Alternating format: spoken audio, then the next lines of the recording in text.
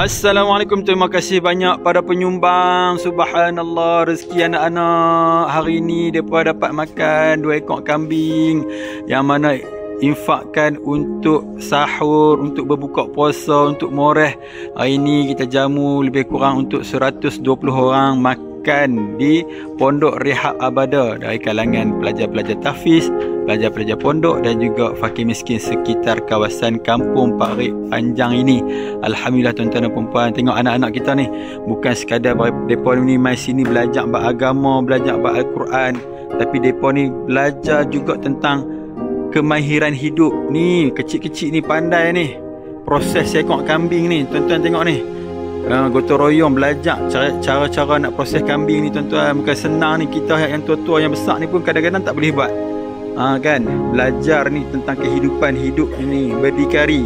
Tuan-tuan yang belakang tu tengok buat apa tu? Yang belakang ni proses bawang. Cuma yang sedih dia kat sini tuan-tuan, ibu ayah sekalian, cuba tengok.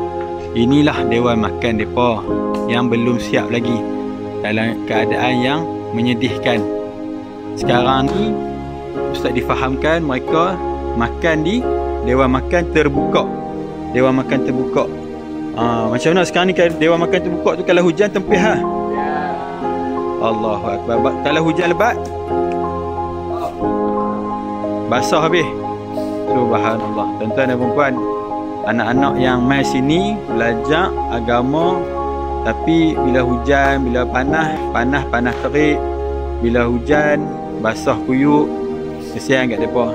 Jadi macam mana kita nak bantu depa? InsyaAllah sama-sama sumbanglah untuk kita siapkan segera dewan makan, siapkan segera kelas untuk pembelajaran depa supaya apa? Dapat belajar, dapat duduk dalam tempat yang selesa. Tu tengok cekak tu, subhanallah. Ustaz bangga betul lah dengan depa ni. Subhanallah. Semoga depa menjadi orang insan yang berguna, insan yang bukan sekadar hidup dengan mengaji saja, tapi dapat berkhidmat dengan masyarakat. InsyaAllah. Hampa janji lah esok satu hari nanti jadi orang berguna lah. Janji lah insyaAllah. Amin ya rabbal alamin. Tekan link kat bawah ni sekarang, bantu anak-anak pejuang agama ni insyaAllah. Amin ya rabbal alamin. Barakallah.